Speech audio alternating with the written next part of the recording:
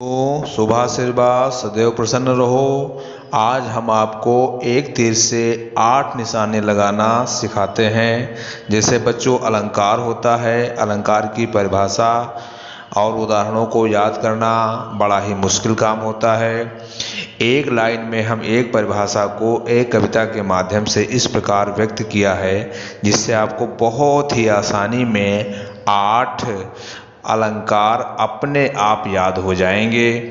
जैसे एक वर्ण जब बार बार आता है वहाँ पर अनुप्रास अलंकार होता है, और यमक का मतलब जोड़ा होता है। जोड़े में जब कोई शब्द आता है वहाँ पर अर्थ अलग अलग होते हैं, वहाँ पर श्लेष अलंकार होता, यमक अलंकार होता है। और श्लेष में एक शब्द एक ही बार तो आता है लेकिन भिन्न भिन्न अर्थों में आता है। और अतिशयोक्त में एक ही बात को बढ़ा चढ़ा करके, छोटी बात को बढ़ा चढ़ा करके बता दिया जाता है।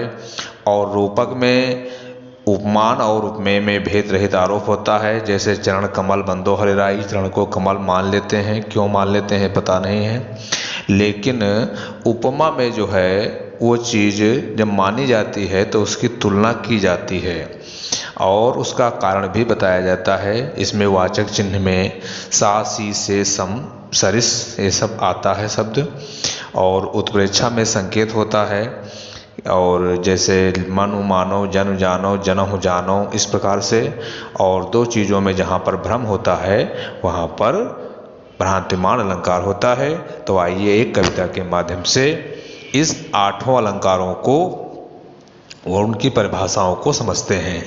कि बार बार एक वर्ण जो आए, अनुप्रास की भाषा, और यमक में जोड़ा आकर अलग अर्थ दर्शाता, और श्लेष में एक शब्द के अर्थ अनेकों भाई, अतिशयोक्ति में बढ़ा चढ़ा कर छोटी बात बताई, चरण कमल एक रूप मान कर रूपक की परिभाषा, सासी से समसरिस मान लो उपमा की है आशा, उत्प्रेक्षा संकेत समझ लो जनु जानो मनु मानो, दो चीजों में भ्रम पैदा हो भ्रांति मान पहचानो।